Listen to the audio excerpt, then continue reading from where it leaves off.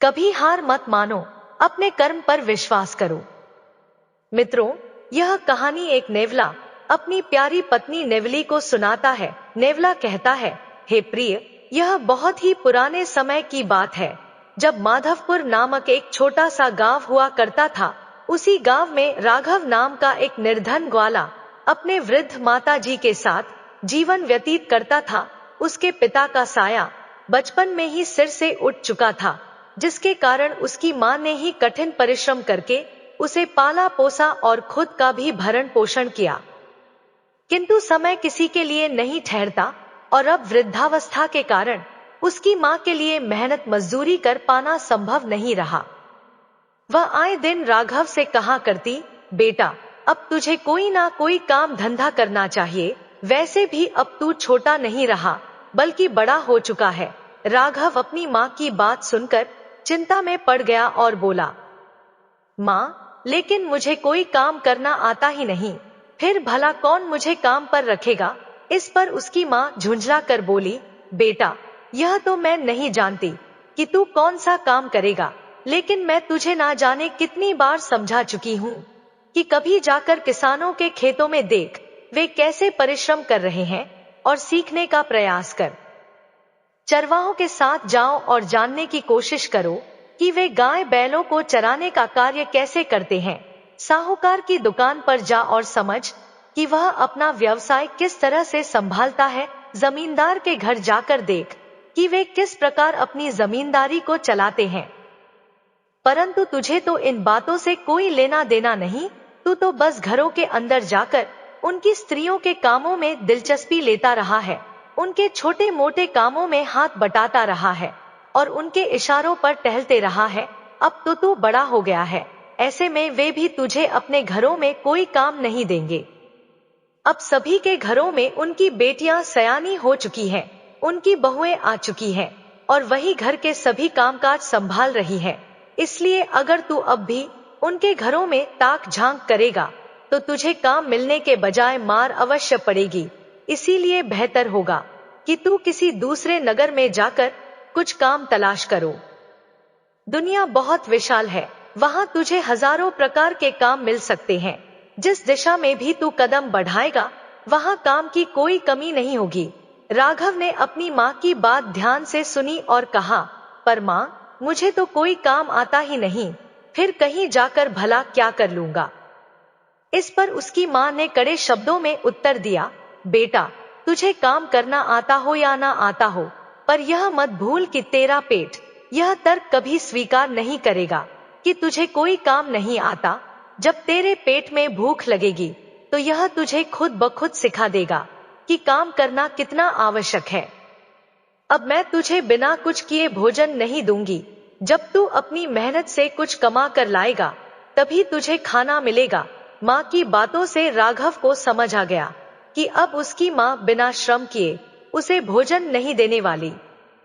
उसने सोचा कि यदि मां ने यह बात पहले ही इस कठोरता से कही होती तो शायद वह अब तक कोई ना कोई काम सीख चुका होता, किंतु अब वह करे तो क्या करे।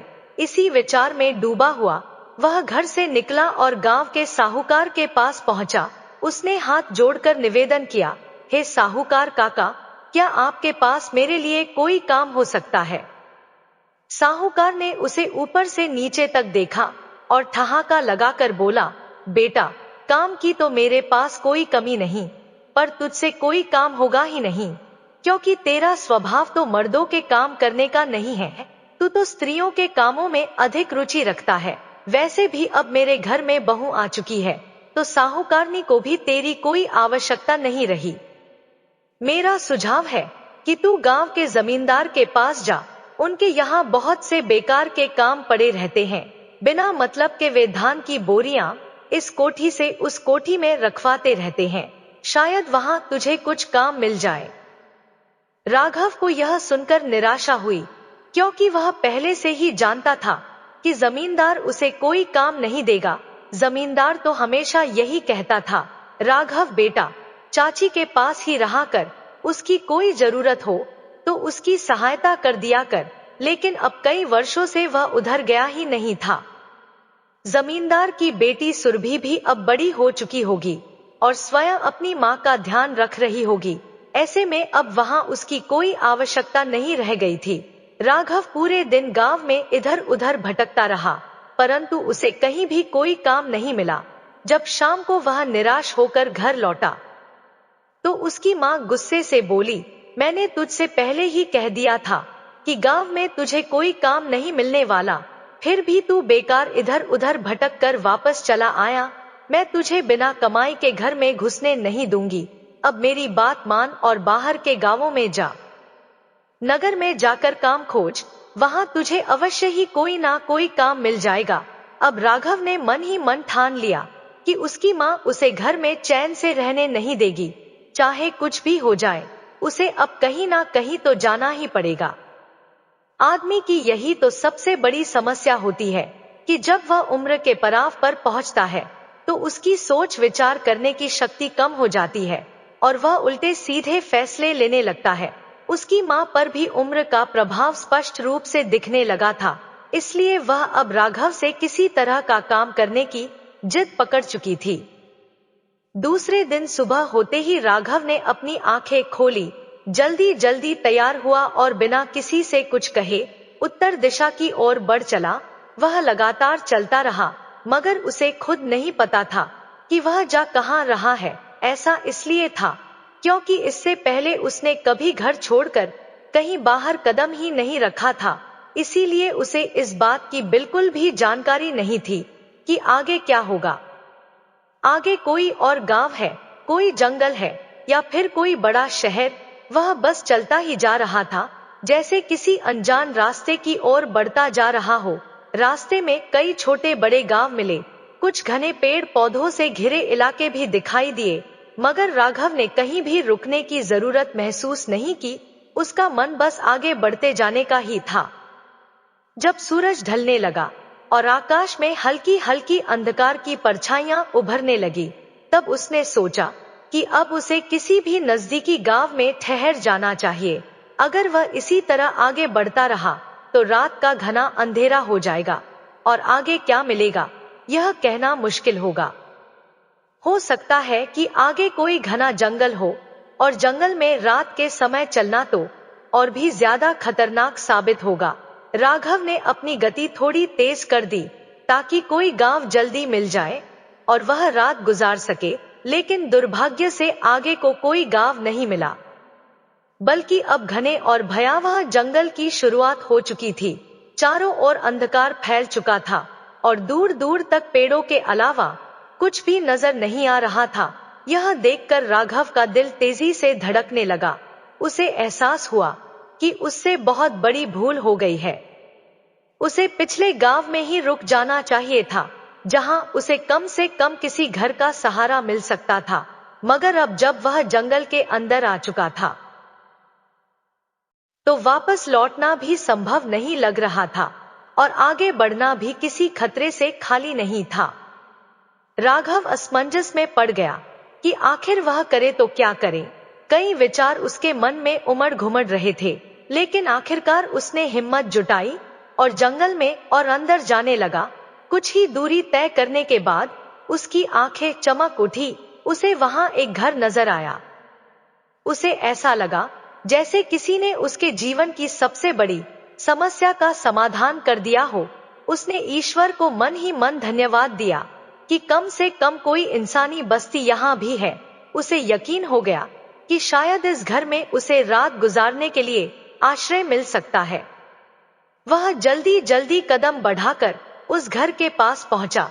घर साधारण मगर मजबूत दिखाई दे रहा था।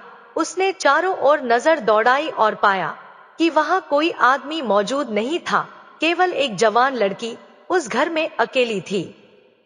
वहां कोई अन्य व्यक्ति दिखाई नहीं दे रहा था। अब राघव के लिए यह सोचने का विषय था कि वह इस लड़की से अपने ठहरने की अनुमति कैसे मांगे। अगर लड़की को गलतफहमी हो गई तो वह शोर मचा सकती है और गांव के अन्य लोग उसे पकड़कर बुरी तरह पीट भी सकते हैं।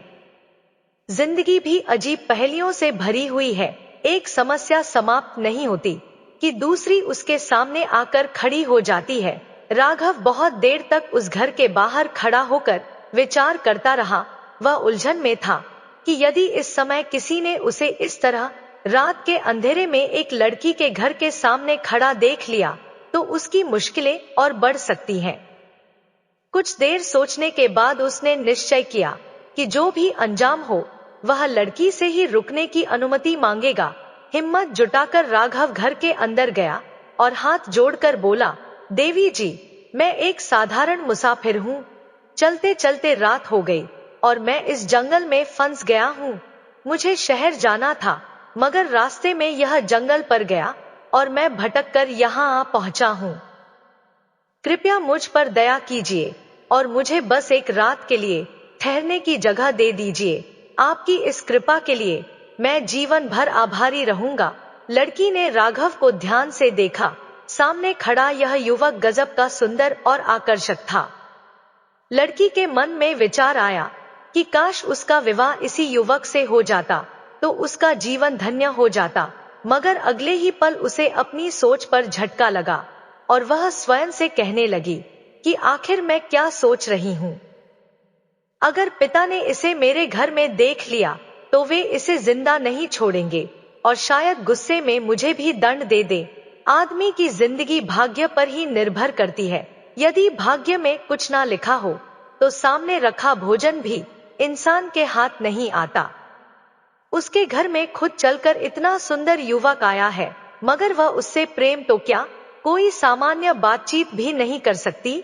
लड़की ने अपनी भावनाओं को काबू में रखते हुए राघव से कठोर स्वर में कहा, तुम कहते हो कि मुसाफिर हो मगर इस जंगल में क्या कर रहे हो? और तुमने कहा कि तुम शहर जा रहे थे, पर तुम्हें शायद पता नहीं कि इस जंगल के उस पार भी कोई शहर नहीं है। शहर तो यहाँ से पश्चिम दिशा में स्थित है। फिर तुम उत्तर दिशा में भटकते हुए यहाँ तक कैसे आ गए? तुम्हें तो पीछे के गांव में ही रुक जाना चाहिए था। मैं तुम्हें अपने घर में रुकने की अनुमति नहीं दे सकती क्योंकि मैं अकेली लड़की हूँ। भला मैं किसी अनजान आदमी को अपने घर में कैसे ठहरने दूं? राघव ने हाथ जोड़ते हुए विनम्रता से कहा, देवी जी, मैं कोई बुरा आदमी नहीं हूँ। मैं आपके साथ कोई गलत व्यवहार नहीं करूंगा। मैं केवल रात भर रुकना चाहता हूँ। कृपया मुझ पर विश्वास करें और मुझे ठहरने दे। लड़की ने चिंतित स्वर में कहा, मेरा बापू आने ही वाला है। यदि वे आ गए और उन्होंने तुम्हें मेरे घर में देख लिया तो वे तुम्हें जिंदा नहीं छोड़ेंगे और बेवजह मैं भी संकट में पड़ जाऊंगी। इसलिए तुम यहाँ से चले जाओ जितनी जल्दी हो सके। राघव ने निराश होकर सिर झुका लिया और कहा, ठीक है, मैं चला जाता हूँ, मगर कृपया मेरे बारे में अपने पिता से कुछ मत कहना। कहीं ऐसा ना हो कि वे मुझे खोजने निकल पड़े। राघव अभी पलटा ही था कि अचानक लड़की का पिता दरवाजे पर आ गया। उसने राघव को देखते ही गरजते हुए कहा, खबरदार, अगर यहाँ से एक कदम भी आगे बढ़ाया तो अभी इसी जगह तुम्हारी खोपड़ी तोड़ दूंगा। फिर उसने गुस्से से अपनी बेटी की ओर देखा और कड़क आवाज में बोला, अच्छा तो मेरे घर में यह सब हो रहा है। जब मैं घर पर नहीं होता तो यहाँ लड़कों को बुलाया जाता है। लड़की घबरा गई और रोते हुए बोली, नहीं बापू, मैंने इस लड़के को नहीं बुलाया। मैं इसे जानती तक नहीं कि यह कौन है और कहां से आया है। यह तो बस एक भटका हुआ मुसाफिर है। वह क्रोधित आदमी गुस्से से आग बबूला होते हुए गरज कर बोला, मुझे मूर्ख बनाने की कोशिश मत करना। मैंने अपने कानों से सब कुछ साफ साफ सुन लिया है। यह लड़का कह रहा था कि इस बात को पिता से मत बताना और तुमने हामी भरते हुए कहा कि नहीं बताऊंगी। बस इतनी ही बात तुम दोनों की पिटाई के लिए काफी है। मैं तुम दोनों को इतना बुरी तरह पीटूंगा कि तुम्हारी चमड़ी खुद ही उधेड़ जाएगी। मैं तुम्हारे टुकड़े टुकड़े कर दूंगा, काट कर तुम्हारा मांस जानवरों को खिला दूंगा ताकि तुम्हारी हड्डियों का भी नामो निशान ना रहे। लड़की ने दुख और गुस्से से कांपते हुए कहा, अगर आपको मुझे मारना ही है तो तुरंत मार डालिए। वैसे भी मैं आपकी असली बेटी नहीं हूँ तो भला आपको मुझसे कोई ममता क्यों होगी? जब मेरे असली माँ बाप ने ही मुझसे ममता नहीं दिखाई तो आपसे क्या उम्मीद करूं? मैं आपकी होती कौन हूँ? अगर मैं आपकी अपनी सगी बेटी होती तो आप एक बार भी मेरे बारे में गलत विचार मन में नहीं लाते। मगर आप तो हर वक्त मुझ पर शक की नजर रखते हैं, जैसे मैं कोई गुनाह कर रही हूँ। अब देर मत कीजिए, मुझे भी मार डालिए, मगर इस बेचारे लड़के को जाने दीजिए। यह सचमुच एक राहगीर है, एक भटका हुआ मुसाफिर है, और अतिथि का वध तो उसके दुश्मन भी नहीं करते। आदमी लड़की की बात सुनकर कुछ पल के लिए ठिठक गया, फिर भौचक्का होकर बोला, यह तुम क्या कह रही हो कि तुम मेरी बेटी नहीं हो? अरे तुम मेरी ही बेटी हो। भले ही मैंने तुम्हें युद्ध के मैदान में पड़ा पाया था, लेकिन मैंने ही तुम्हें अपनी संतान मानकर पाला पोसा है। तुम्हारे सुख दुख का हमेशा ध्यान रखा है, तुम्हारी हर छोटी बड़ी जरूरत का ख्याल रखा है। मैं जो कुछ भी करता हूँ, अच्छा हो या बुरा, वह सिर्फ तुम्हारे भले के लिए ही करता हूँ। लेकिन तुमने मेरी आंखों में धूल झोंककर अपने घर में किसी अनजान लड़के को बुलाया है, यह मैं किसी भी हाल में बर्दाश्त नहीं कर सकता। लड़की ने विरोध करते हुए कहा, मैंने इसे अपने घर में नहीं बुलाया, मैंने तो इसे पहले कभी देखा भी नहीं है। आप खुद ही सोचिए, क्या आपने इस लड़के को कहीं देखा है? क्या यह आपको आसपास के किसी गांव में कभी मिला है? आदमी कुछ क्षणों तक सोच में डूबा रहा, फिर उसे एहसास हुआ कि लड़की की बात में सच्चाई है। वह बड़बड़ाया, हाँ यह तो सही कह रही है, सच में मैंने इस लड़के को पहले कभी नहीं देखा। फिर उसने लड़के की ओर घूरते हुए पूछा, तू कौन है रे, और कहाँ से आया है? किस गांव का रहने वाला है? तेरा नाम क्या है, और यहाँ किस काम से आया है? राघव ने घबराते हुए जवाब दिया, मैं माधवपुर गांव का रहने वाला हूँ। मेरा नाम राघव है। मैं अपने लिए काम की तलाश में शहर की ओर निकला था, मगर रास्ता भटक कर यहाँ तक आ गया। मैं ना तो आपको जानता हूँ, ना आपकी बेटी से पहले कभी मिला हूँ। मेरा इधर आने का तो कभी कोई कारण ही नहीं था, और आज के बाद फिर कभी इधर नहीं आऊंगा। आप मेरी बात पर विश्वास कीजिए और मुझ पर कृपा करके मुझे जाने दीजिए। आदमी ने गहरी नजरों से राघव को देखा और गंभीर स्वर में बोला, ऐसे कैसे जाने दूं? रात के वक्त आखिर कहाँ जाएगा? राघव ने तुरंत उत्तर दिया, कहीं भी चला जाऊंगा, चाहे किसी पेड़ के नीचे ही क्यों ना रात गुजारनी पड़े, मगर अब इस घर में एक पल भी नहीं रुकूंगा। आदमी ठहाका लगाकर हंसते हुए बोला, मुझे मालूम है कि मैं बुरा आदमी हूँ, एक चोर हूँ, पर इतना भी निर्दय नहीं कि रात में किसी राहगीर को घर से बाहर निकाल दूं। मैं जानता हूँ कि रात के अंधेरे में जंगल बहुत खतरनाक हो सकता है। यह सुनते ही राघव के कान खड़े हो गए, उसके दिल की धड़कनें तेज हो गई। बाप रे, यह आदमी सचमुच चोर डाकू है, तब तो इसके घर में ठहरना खतरे से खाली नहीं है। यह सोचते ही उसके दिमाग में डर की लहर दौड़ गई। अगर मैं यहाँ ठहरा तो यह मुझे लूट सकता है, मार सकता है। हालांकि उसके पास ऐसा कुछ नहीं था जो लूटा जा सके, लेकिन फिर भी चोरों और बदमाशों से तो भिखारी भी सतर्क रहते हैं, क्योंकि उन्हें लूट जाने का सबसे ज्यादा डर होता है। राघव ने घबराकर कहा, काका, मैं आपके घर किसी भी कीमत पर नहीं ठहर सकता, मुझ पर दया कीजिए और मुझे अब जाने दीजिए। लेकिन चोर आदमी के मन में कुछ और ही योजना थी। उसने सोचा, अरे वाह, इतनी बड़ी किस्मत, इतना सुंदर और तंदुरुस्त लड़का मेरे हाथ लग गया है। इसे अगर मैं डरा धमका कर अपने घर में रोक लूं, तो इससे अपनी बेटी तारा का विवाह करवा सकता हूँ। ऐसा रूपवान लड़का तो ढूंढने से भी नहीं मिलेगा, भगवान झूठ ना बुलवाएं। यह तो किसी राजा के घर में जन्म लेने लायक था, मगर उसकी किस्मत तारा के साथ बंधी है, तो राजा कैसे हो सकता है? अब इसे बस अपना दामाद बनाना ही चाहिए। आदमी ने आंखें टेढ़ते हुए कहा, रात के अंधेरे में कहाँ जाएगा? तुझे कोई जंगली जानवर पकड़कर खा जाएगा, फिर पछताएगा। राघव ने तुरंत जवाब दिया, नहीं नहीं, मैं यहाँ नहीं ठहर सकता। जंगली जानवर भले ही कितने खतरनाक हो, मगर वे आप जैसे भयानक नहीं हो सकते। चोर आदमी ने गुस्से से हंसते हुए कहा, ओहो, तुझे मैं खतरनाक लगता हूँ? क्या तेरे बाप का राज चलता है जो यहाँ से भाग जाएगा? चुपचाप घर के अंदर जा और तारा के साथ मिलकर भोजन तैयार कर, फिर खाना खाकर आराम से सो जा। कल सुबह जहां मन हो चले जाना। अगर मेरी बात नहीं मानी तो बहुत मारूंगा। राघव को यह बात बिल्कुल अच्छी नहीं लगी। वह पैर पटकते हुए गुस्से में बड़बड़ाया, लेकिन उसके पास और कोई चारा नहीं था। रात को जंगल में अकेले भटकना तो और भी ज्यादा खतरनाक था। कम से कम यहाँ उसे एक सुरक्षित जगह और भोजन मिल रहा था, और अब तो उस आदमी ने उसे बेटी के साथ भोजन बनाने की भी अनुमति दे दी थी, जो उसके लिए राहत की बात थी। राघव ने तारा के साथ मिलकर भोजन बनाने की तैयारी शुरू कर दी। उसने गौर से देखा तो पाया कि तारा वास्तव में बहुत खूबसूरत लड़की थी। भले ही वह जंगल में पली बड़ी हो, मगर उसकी सुंदरता किसी राजकुमारी से कम नहीं थी। उसकी आंखों में एक अजीब सी चमक थी और उसकी मासूमियत राघव को हैरान कर रही थी।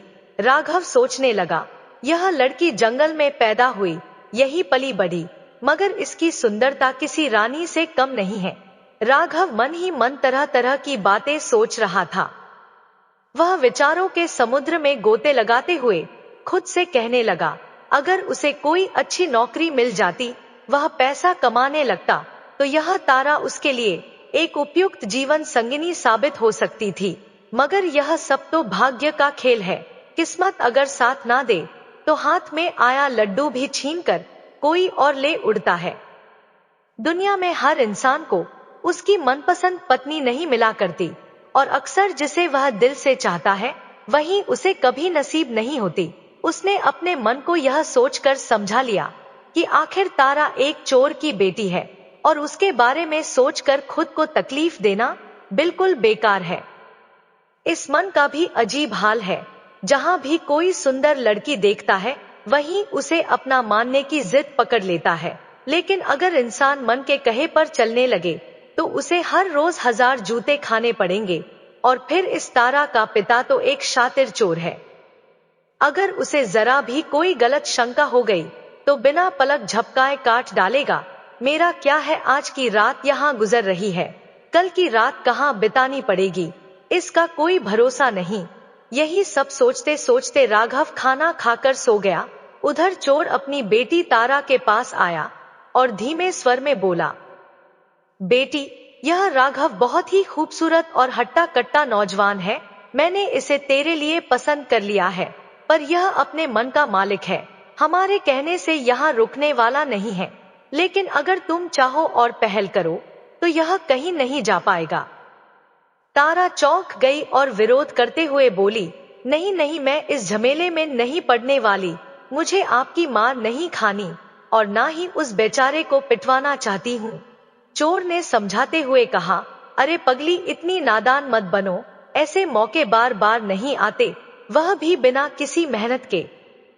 तुम जानती हो कि मैं एक बुरा आदमी हूँ, एक कुख्यात चोर हूँ। समाज में कोई भी शरीफ इंसान मेरे साथ बैठना तक पसंद नहीं करता, तो फिर मैं तेरी शादी की बात भला किसी भले घर के लड़के से कैसे कर सकता हूँ। कोई भी इज्जतदार लड़का किसी चोर की बेटी से विवाह नहीं करेगा। और फिर मेरा भी कोई भरोसा नहीं। किसी दिन राजा के सैनिकों के हाथ लग गया तो बाकी की जिंदगी जेल में सड़ते हुए ही कटेगी। भगवान ने इस लड़के को तेरे लिए ही भेजा है, नहीं तो सोच। शहर जाने वाला आदमी रास्ता भटककर शहर से 70 से 80 मील दूर इस घने जंगल में कैसे आ सकता था। तारा ने दुखी होकर कहा, बापू, तुम यह बुरा काम करना छोड़ क्यों नहीं देते? क्या कोई और अच्छा काम नहीं कर सकते? चोर ने गहरी सांस भरते हुए जवाब दिया, अगर तुम राघव से किसी तरह विवाह कर लेती हो तो मैं उसी दिन से चोरी छोड़ दूंगा। यह मेरा वादा है। तारा ने एक पल सोचा, फिर दृढ़ स्वर में बोली, अगर आप सचमुच चोरी छोड़ देंगे तो मैं राघव से विवाह करने के लिए तैयार हूँ। चोर दिन के उजाले में अपने घर में बहुत कम ही रहा करता था। वह जंगल के किसी गुप्त ठिकाने में जाकर छिपता था और रात के अंधेरे में चोरी करने निकलता था। अपने चोरी किए हुए सामान को भी जंगल के ही किसी सुरक्षित स्थान पर छिपा कर रखता था, और केवल जरूरत के अनुसार ही कुछ सामान घर लाता था। उसके घर में कोई ऐसा सामान नहीं था जिसे देखकर कोई कह सके कि यह चोरी का है। फिर भी चाहे बाहरी लोग उसकी हकीकत ना जानते हो, लेकिन गांव के स्थानीय लोग भली भांति जानते थे कि यह आदमी असल में एक चोर है। सुबह होते ही चोर जंगल की ओर निकल गया।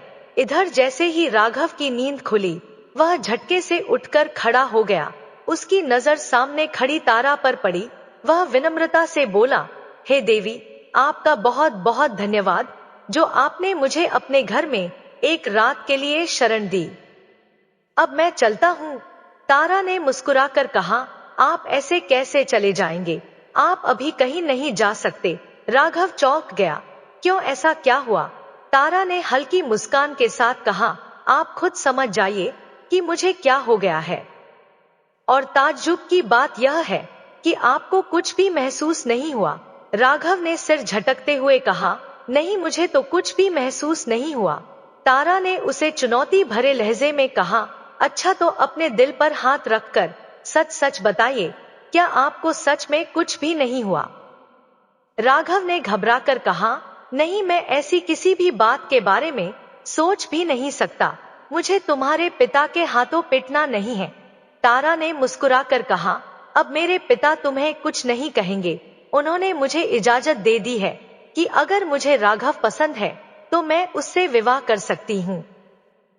अब आप मेरे साथ ही रहिए, क्योंकि मैं आपसे प्रेम करने लगी हूँ। राघव हैरानी से बोला, क्या मुझे पागल कुत्ते ने काटा है जो मैं तुमसे विवाह करूं?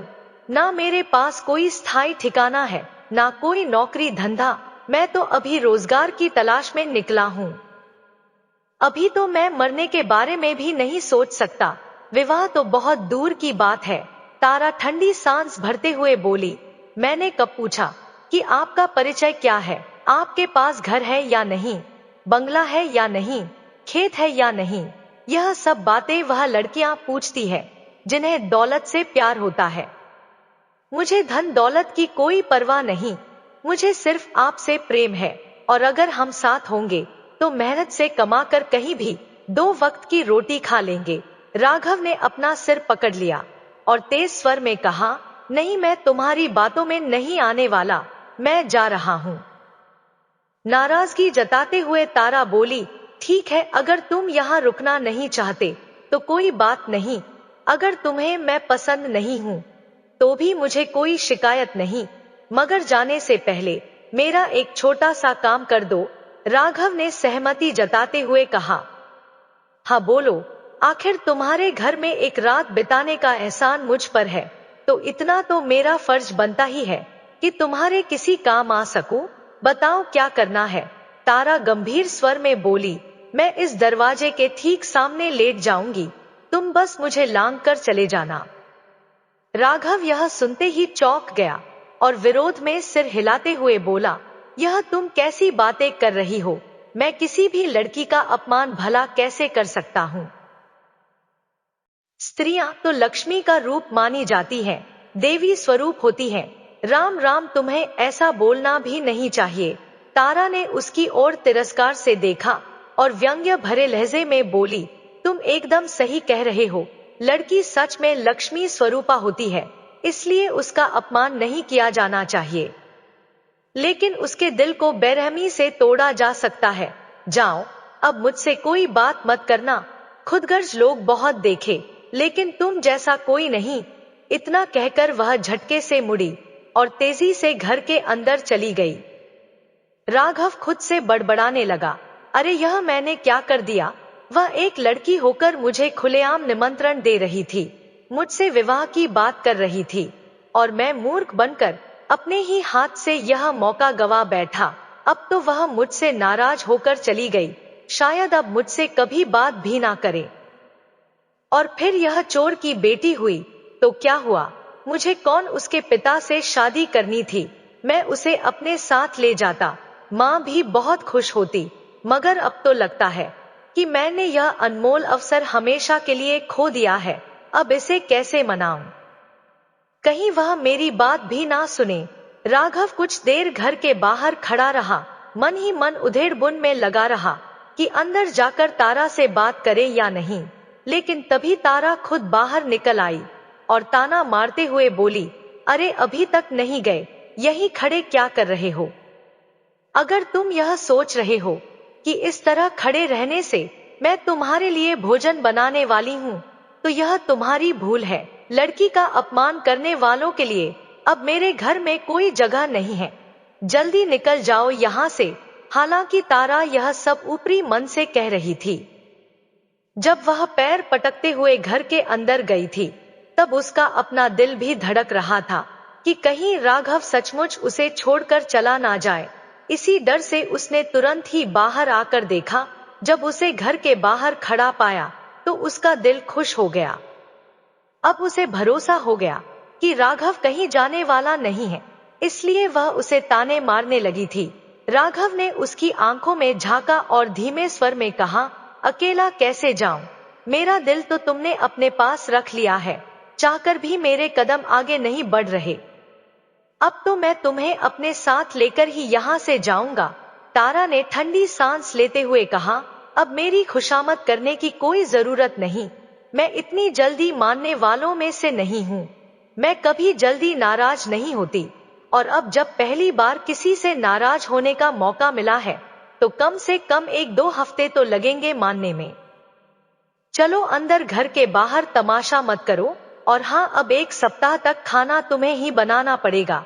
राघव मन ही मन मुस्कुराया और सोचा, अभी तो गुस्से में है, कोई बात नहीं, बाद में आराम से बात करूंगा। 1-2 दिन में उसके पिता से सलाह लेकर विवाह के लिए मना लूंगा और फिर इसे अपने घर ले जाऊंगा। बहुत अच्छी लड़की है, गुस्से में भी बेहद सुंदर लगती है। अब बस सही मौका देखकर इसे मनाना होगा। राघव ने बहुत मेहनत से स्वादिष्ट खाना बनाया और तारा को खुश करने के लिए उसे बड़े प्यार से परोस दिया। तारा ने बिना किसी झिझक के खाना खाया और उंगलियां चाटती रह गई। असल में वह सामान्य खाना बनाना तो जानती थी, लेकिन स्वादिष्ट और उम्दा खाना बनाना उसे नहीं आता था। राघव के हाथों का बना भोजन उसे बहुत पसंद आया, जिससे वह मन ही मन बहुत खुश हुई। तारा ने शर्माते हुए कहा, मैं चाहती हूँ कि जितना जल्दी हो सके मैं तुम्हारी पत्नी बन जाऊं, लेकिन विवाह की बात मैं खुद अपने पिता से नहीं कर सकती। आज शाम जब मेरे पिता आएंगे तो कोई मजबूरी बताकर उनसे कह देना कि आज रात में ही हमारा विवाह करा दे। अगर तुम ऐसा करोगे तो वह मना नहीं करेंगे। फिर हम कल ही यहाँ से तुम्हारे घर के लिए निकल चलेंगे। शाम होते ही जब चोर घर लौटा तो राघव ने हिम्मत जुटाकर कहा, काका, मैं चाहता हूँ कि मैं तारा से विवाह कर लूं। राघव की बात सुनते ही चोर का चेहरा क्रोध से लाल हो गया। वह दहाड़ते हुए बोला, क्या कहा? तू मेरी बेटी से विवाह करेगा? तेरी इतनी हिम्मत?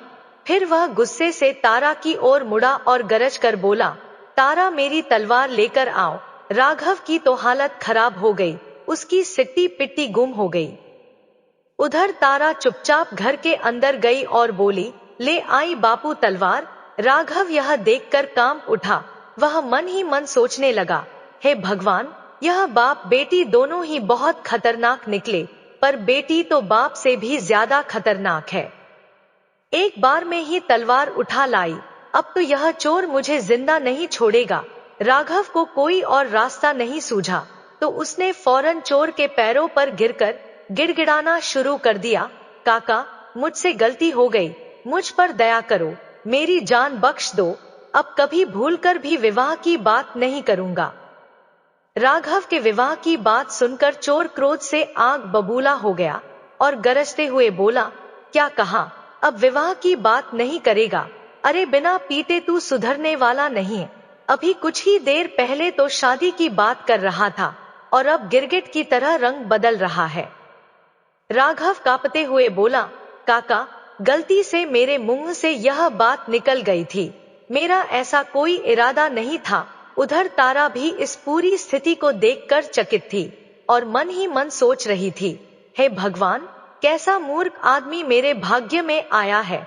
मेरे पिता ने तलवार उसे डराने के लिए नहीं, बल्कि उसे सम्मान पूर्वक उपहार में देने के लिए मंगवाई थी।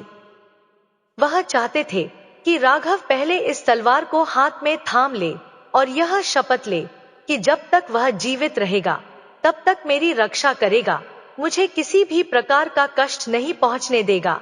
अगर वह यह कसम खा लेता तो पिता खुशी खुशी मेरा हाथ उसके हाथ में दे देते और यही हमारे विवाह की परंपरा होती है। लेकिन यह मूर्ख तो बेवजह डर से कांप रहा है। तारा को यह देखकर बहुत गुस्सा आया। वह तुरंत अपने पिता से बोली, बापू थोड़ा रुकिए, जरा मुझे राख से अकेले में कुछ जरूरी बात करने दीजिए। इतना कहकर उसने राघव का कान पकड़ लिया और उसे लगभग घसीटते हुए घर के अंदर ले गई।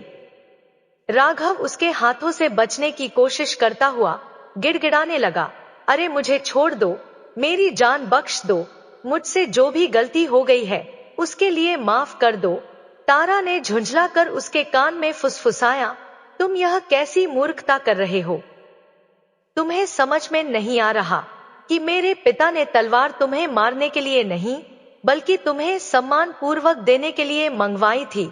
वह इसे तुम्हारे हाथ में देकर यह देखना चाहते हैं कि तुम मेरे रक्षक बनने के लिए तैयार हो या नहीं। अगर तुम यह तलवार मजबूती से थाम लेते और शपथ लेते कि तुम मुझे कभी धोखा नहीं दोगे, तो मेरे पिता खुशी खुशी मेरा हाथ तुम्हारे हाथ में सौंप देते। हमारे जंगलों में विवाह इसी रीति से होता है, लेकिन तुम यहाँ नौटंकी कर रहे हो। अब जल्दी जाओ और तलवार मजबूती से पकड़ लो।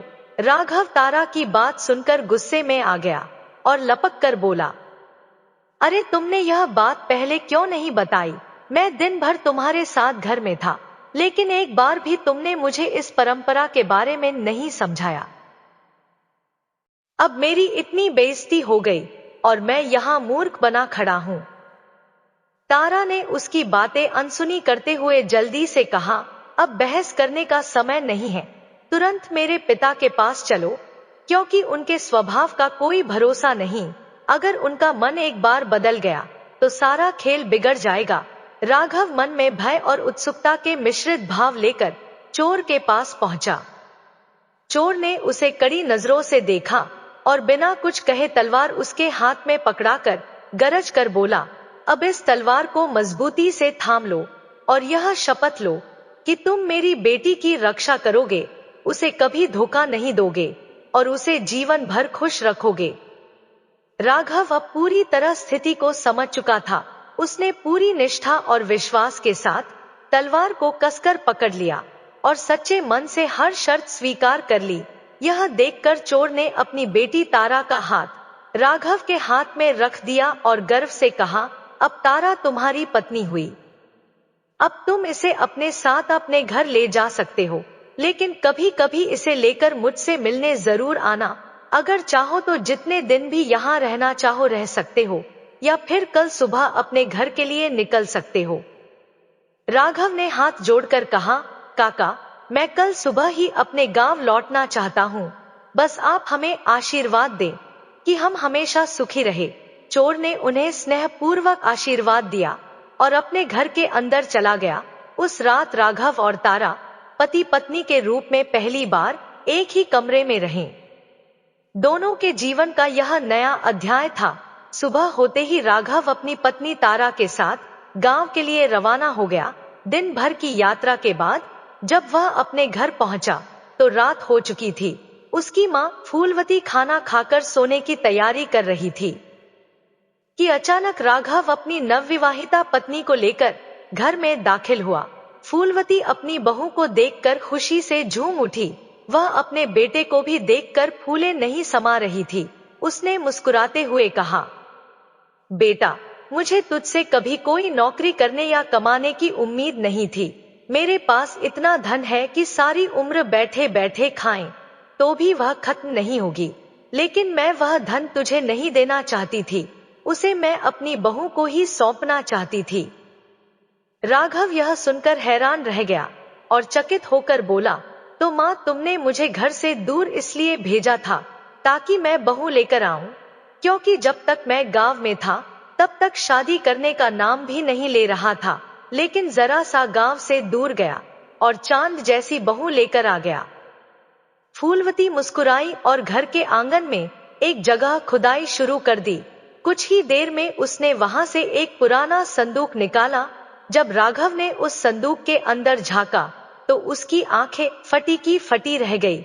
उसमें भारी मात्रा में सोना चांदी और बहुमूल्य रत्न भरे हुए थे। वह लगभग बेहोश होने की हालत में आ गया और हक्का बक्का होकर बोला, माँ, तुमने इतनी बड़ी दौलत मुझसे छिपा कर रखी थी।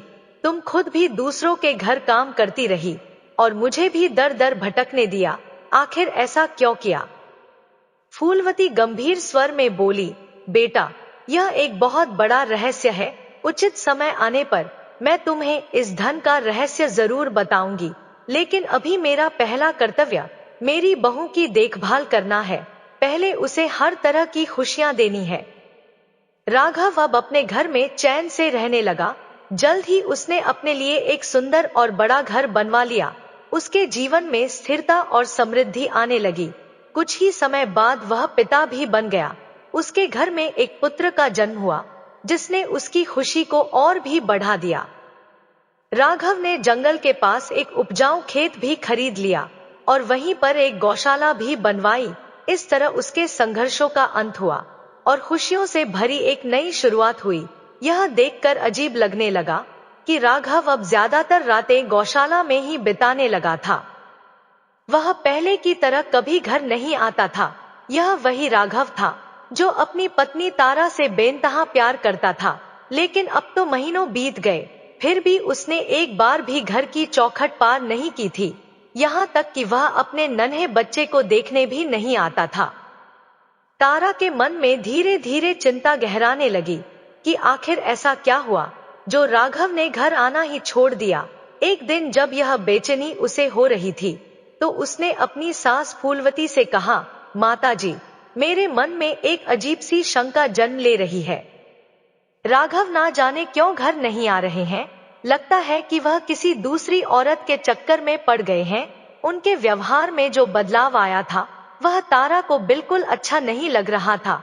अब इस राज को जानने के लिए उसने खुद ही गौशाला जाने का निश्चय किया और वहां छिपकर देखने का निश्चय किया कि आखिर राघव रात भर वहां करता क्या है। फूलवती ने गहरी सांस ली और गंभीर स्वर में कहा, बेटी, मुझे भी यह बात कुछ अजीब लग रही है।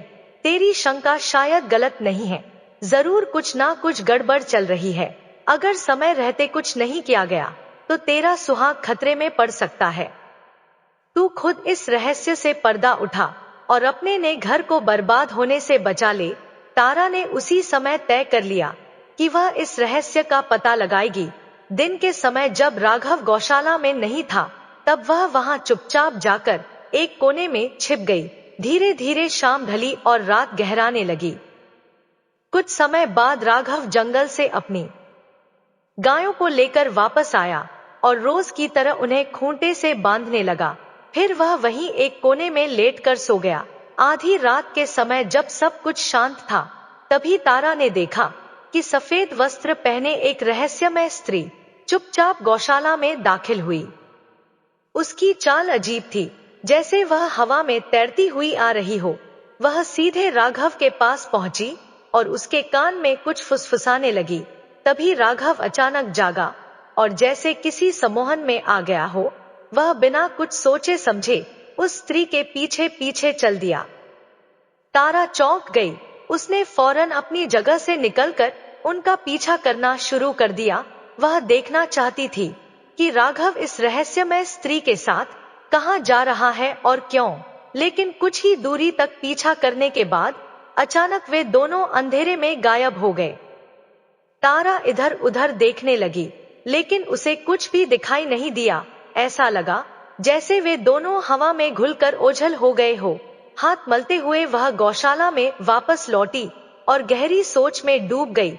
अब उसे पूरा यकीन हो गया था कि यह कोई साधारण स्त्री नहीं थी, बल्कि कोई खतरनाक चुड़ैल थी, जिसने राघव को अपने वश में कर लिया था। वह मन ही मन सोचने लगी, अगर मैं राघव से इस बारे में झगड़ा करूंगी तो यह चुड़ैल उसे मुझसे हमेशा के लिए छीन भी सकती है। मैं उसे ऐसे ही भगवान के भरोसे नहीं छोड़ सकती। मुझे इस रहस्य की पूरी सच्चाई जाननी होगी। लेकिन इस भेद को कोई साधारण व्यक्ति नहीं खोल सकता था। इसके लिए तारा को किसी पहुंचे हुए संत महात्मा की मदद लेनी होगी। तारा को याद आया कि उसके पिता के गांव के पास एक सिद्ध महात्मा रहते थे। उनके पास कई अलौकिक शक्तियां थी। विवाह से पहले वह उनसे एक बार मिल चुकी थी, जब उन्होंने भविष्यवाणी की थी, तेरा विवाह बिना किसी कठिनाई के हो जाएगा। तेरा राजकुमार खुद तुझे ढूंढता हुआ तेरे पास आएगा और तुझे अपने साथ ले जाएगा। लेकिन अब वही सपनों का राजकुमार किसी दुष्ट आत्मा के चंगुल में फंस चुका था। तारा का हृदय व्याकुल हो उठा। उसने स्वयं से संकल्प लिया, अब उसे बचाना मेरा धर्म है। मैं उसकी पत्नी हूँ। यह मेरा कर्तव्य है कि किसी भी विपत्ति से उसकी रक्षा करूं। जब तक मैं जीवित हूँ, मैं अपने पति को किसी भी बुरी शक्ति के हाथों में नहीं जाने दूंगी। तारा ने सारा हाल अपनी सास फूलवती को बताया। माताजी, राघव को किसी चुड़ैल ने अपने वश में कर लिया है। वह हर रात गौशाला में आकर उसे अपने साथ जंगल में ले जाती है और धीरे धीरे उसका खून पी रही है। मुझे पूरा यकीन है, इसीलिए राघव दिन प्रतिदिन कमजोर होता जा रहा है। हमें जल्दी ही कुछ करना होगा, नहीं तो वह उसे पूरी तरह खत्म कर देगी। फूलवती चिंता में पड़ गई और बोली, बेटी, मैं अब बूढ़ी हो चुकी हूँ। मेरे बस का कुछ नहीं है। अब यह जिम्मेदारी तुझ पर ही आ गई है। तुझे ही कोई उपाय निकालना होगा। अगर कोई मदद कर सकता है तो वह कोई सिद्ध महात्मा ही कर सकते हैं। तारा ने तुरंत फैसला किया। ठीक है माताजी, अब देर करने का समय नहीं है। मुझे अपने पिता के गांव जाना होगा। वहां पास के जंगल में एक पहुंचे हुए महात्मा रहते हैं। मैं उन्हीं के पास जाकर इस समस्या का समाधान पूछूंगी। अगली सुबह तारा अपनी सास से अनुमति लेकर अपने मायके के लिए निकल पड़ी। लेकिन जब वह वहां पहुंची तो उसे यह सुनकर झटका लगा कि उसके पिता अब उस घर में नहीं रहते थे। किसी व्यक्ति ने बताया, तेरे पिता अब एक महात्मा के आश्रम में रहने लगे हैं। तारा तुरंत उस आश्रम के लिए निकल पड़ी। वहां पहुंचकर उसने अपने पिता को देखा और उनके गले लगकर अपना हाल कह सुनाया। फिर वह महात्मा के पास गई और पूरी समस्या विस्तार से बताई। महात्मा ने उसकी बात सुनकर कुछ देर तक गहरी सोच में डूबे रहे। फिर उन्होंने कहा, तारा, यह बहुत ही विचित्र बात है। मैंने पहले ही भविष्यवाणी की थी कि तेरी जिंदगी में कोई कठिनाई नहीं आएगी। फिर यह सब कैसे हुआ? उन्होंने कुछ देर तक ध्यान लगाया और फिर गंभीर स्वर में बोले, तेरा पति एक अत्यंत शक्तिशाली और खतरनाक चुड़ैल के चंगुल में फंस चुका है। यह कोई साधारण आत्मा नहीं है, बल्कि एक प्राचीन दुष्ट आत्मा है जो कई वर्षों से जीवित पुरुषों की ऊर्जा चूसकर जीवित है। महात्मा ने गहरी सांस ली और कहा, आज से ठीक 3 दिन बाद तेरे पति की जान खतरे में पड़ने वाली है।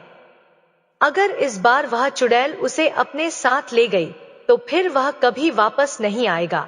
लेकिन ध्यान रखना, उसे सिर्फ तू ही बचा सकती है। मैं केवल तुझे उपाय बता सकता हूँ, पर इस लड़ाई को तुझे अकेले ही लड़ना होगा। उस भयानक और क्रूर चुड़ैल का अंत भी उसके प्रेमी की पत्नी के हाथों लिखा जा चुका है। यह सृष्टि का अटल नियम है कि जिसकी मृत्यु जिस व्यक्ति के हाथों निश्चित होती है, केवल वही उसे मार सकता है। विधाता की लीला है जिसे कोई बदल नहीं सकता। तूने कभी सोचा है कि हनुमान जी में अपार शक्ति थी, इतनी कि वे चाहते तो अकेले ही रावण के समूचे वंश का नाश कर सकते थे, मगर फिर भी रावण का वध उनके हाथों क्यों नहीं हुआ? क्योंकि विधि ने यह कार्य प्रभु श्री राम के लिए निर्धारित कर रखा था। उसी प्रकार हर व्यक्ति हर कार्य करने में सक्षम नहीं होता, क्योंकि प्रभु ने पहले से ही यह तय कर दिया होता है कि कौन किसका विनाश करेगा। इसलिए यह जान ले कि उस काली शक्तियों से भरपूर डायन का अंत तेरे ही हाथों लिखा गया है। उसने राघव को बड़ी चालाकी और सरलता से अपने चंगुल में फंसा लिया है। राघव अब पूरी तरह से उसकी आज्ञा का पालन करने लगा है। वह वही करता है जो वह कहती है, मानो उसकी अपनी कोई सोच ना बची हो। यहाँ तक कि यह भी संभव है कि वह राघव के माध्यम से तुम्हारे पुत्र को भी अपने पास बुलवा ले और उसे भी अपनी काली शक्तियों का शिकार बना ले। इसलिए तुम्हें बहुत अधिक सतर्क और सचेत रहने की आवश्यकता है। अब मैं तुम्हें यह भी बता देता हूँ कि आखिर वह राघव को अपने वश में करने में कैसे सफल हुई। एक दिन की बात है, जब राघव जंगल में अपनी गायों को चराने के लिए गया था। वह हमेशा की तरह अपने साथ भोजन भी ले गया था। दोपहर होते ही जब उसे भूख लगी तो वह एक बड़े पीपल के पेड़ के नीचे बैठकर खाना खाने लगा। वह जैसे ही पहला ग्रास मुंह में डालने वाला था, तभी अचानक एक अद्भुत सुंदर स्त्री उसके सामने आकर खड़ी हो गई। वह स्त्री इतनी अधिक आकर्षक और मोहक थी कि देखने वाले की नजरें उस पर टिक जाएं। उसकी सुंदरता असाधारण थी, इतनी कि वह सामान्य स्त्रियों से बहुत अधिक अनुपम और दिव्य प्रतीत होती थी। राघव तो उसकी आभा को देखकर मंत्रमुग्ध सा हो गया। स्त्री ने मीठी वाणी में कहा, हे सुंदर युवक, तुम अकेले भोजन कर रहे हो, यह उचित नहीं। मैं भी यहाँ भूखी हूँ, तो क्यों ना हम दोनों अपना अपना भोजन एक दूसरे से साझा कर ले। आनंद पहले तो झिझका और बोला, हे देवी, मैं आपका भोजन कैसे ग्रहण कर सकता हूँ। मेरे पास अपना भोजन पहले से ही है, मैं इसी से तृप्त हो जाऊंगा। उस स्त्री ने मुस्कुराते हुए मधुर स्वर में कहा, यही तो मैं भी कह रही हूँ कि तुम्हारे पास भोजन है और मेरे पास भी भोजन है, तो क्या यह अच्छा नहीं होगा कि हम दोनों इसे आपस में बांटकर खाएं। यह तो प्रेम और सौहार्द की निशानी है। राघव उसकी मोहक बातों से मोहित हो गया और उसकी बात को अस्वीकार नहीं कर सका। यही तो वह माया चुड़ैल चाहती थी कि किसी भी तरह से राघव उसका भोजन ग्रहण कर ले। बस इतना होते ही राघव पूरी तरह से उसके वश में आ गया। उसके हृदय और मस्तिष्क पर पूरी तरह उस स्त्री का प्रभाव छा गया। अब वह जहां भी उसे बुलाती थी, राघव बिना किसी संकोच के दौड़ा चला जाता था। वह उसके साथ वैसा ही व्यवहार करती थी जैसा एक पत्नी अपने पति के साथ करती है। अब उस दुष्टा चुड़ैल का अंतिम लक्ष्य यह है कि किसी तरह राघव को मारकर उसे अपने लोक में ले जाए और उसके साथ हमेशा हमेशा के लिए अपना जीवन व्यतीत करे। वह अपने कार्य को पूरा करने के लिए हर संभव प्रयास कर रही है और यदि उसे रोका नहीं गया तो वह अपने मकसद में सफल हो जाएगी। लेकिन अब समय आ गया है कि तुम उसे हमेशा के लिए मिटा दो, उसे इस धरती से समाप्त कर दो।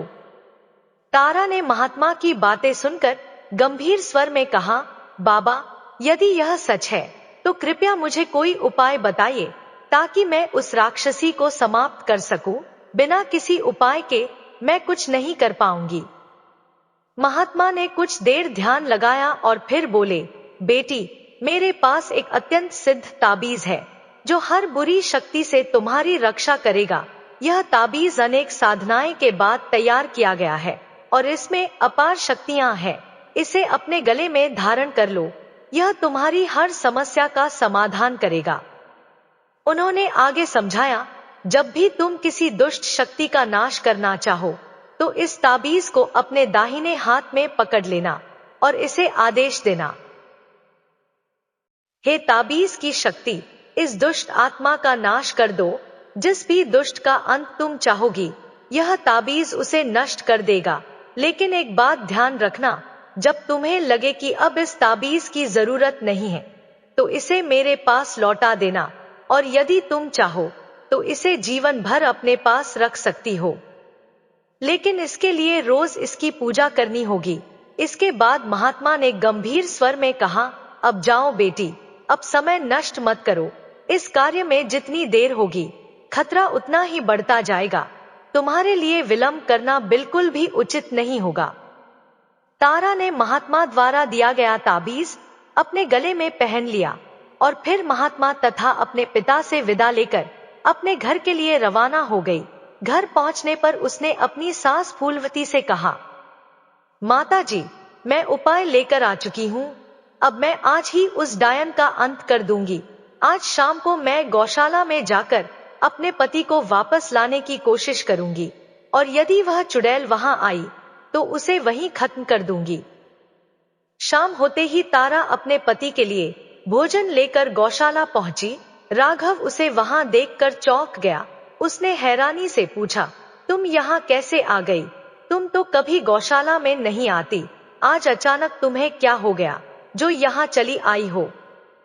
तारा ने गंभीर स्वर में कहा, राघव, तुम 1 महीने से अधिक समय से घर नहीं आए हो। क्या तुम्हें यह भी एहसास नहीं कि तुम्हारी पत्नी को भी तुम्हारी जरूरत होती है? मैं इतने दिनों तक अकेली कैसे रह सकती हूँ? आज तुम मेरे साथ घर चलो। राघव की आंखों में उदासी छाई हुई थी। उसने ठंडी सांस लेते हुए कहा, तारा, तुम मेरी मजबूरी को समझने की कोशिश करो।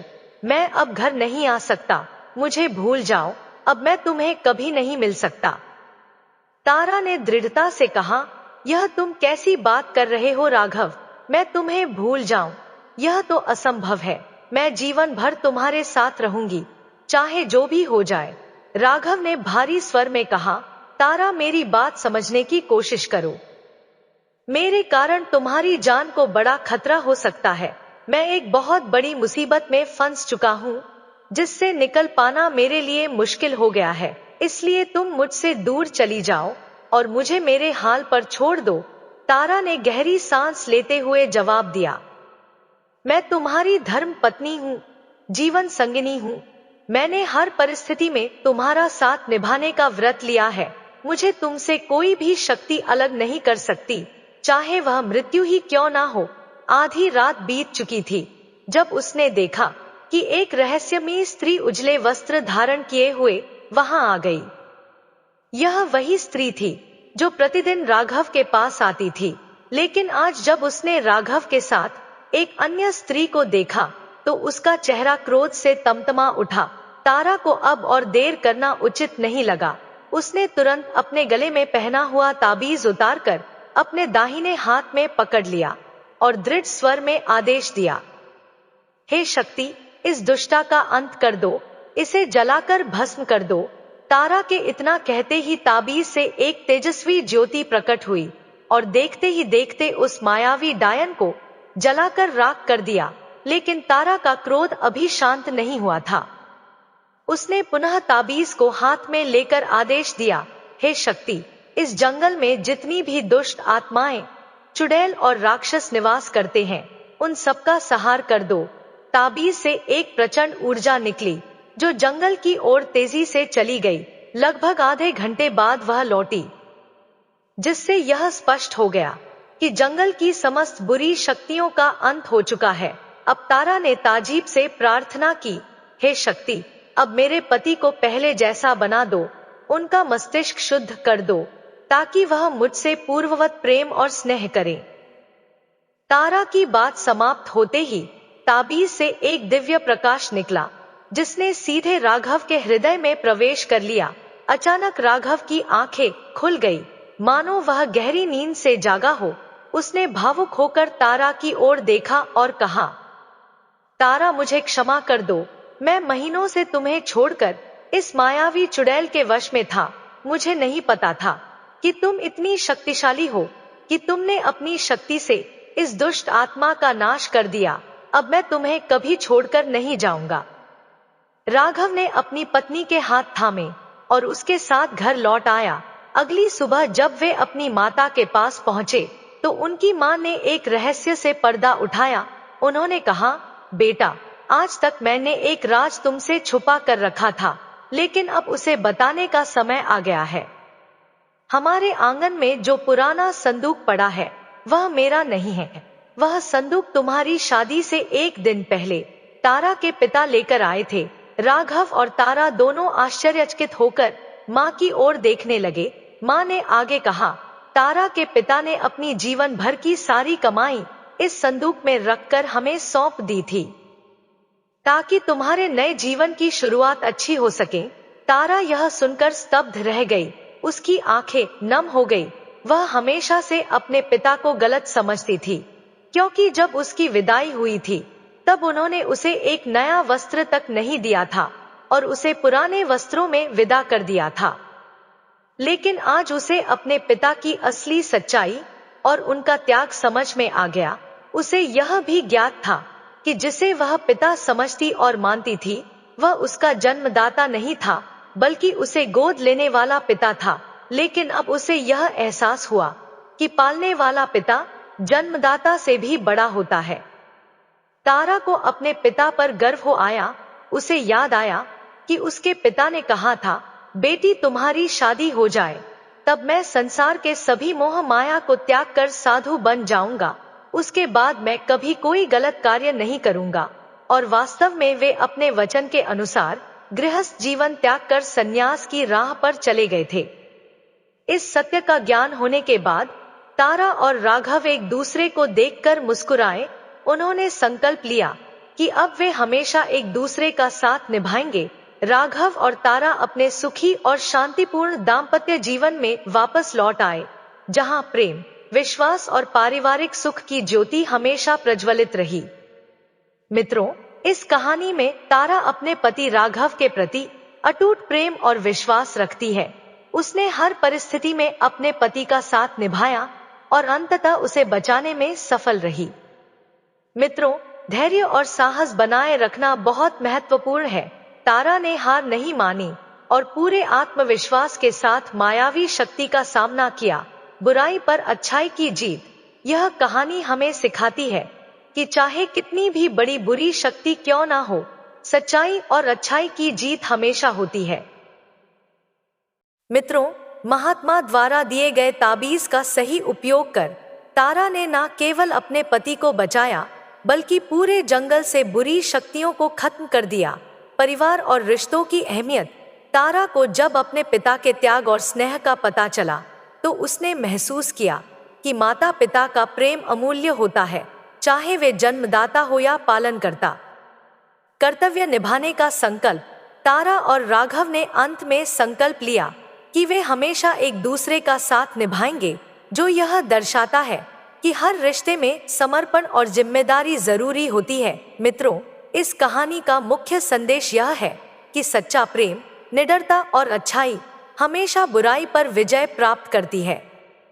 दोस्तों, कभी हार मत मानो, बस अपना कर्म करो और अपने कर्म पर विश्वास करना सीखो। बाकी सब भगवान पर छोड़ दो, सब अच्छा होगा। मित्रों, कहानी कैसी लगी आप हमें कमेंट बॉक्स में कमेंट करके बता सकते हैं। वीडियो को लाइक शेयर करें और हमारे चैनल को सब्सक्राइब करें।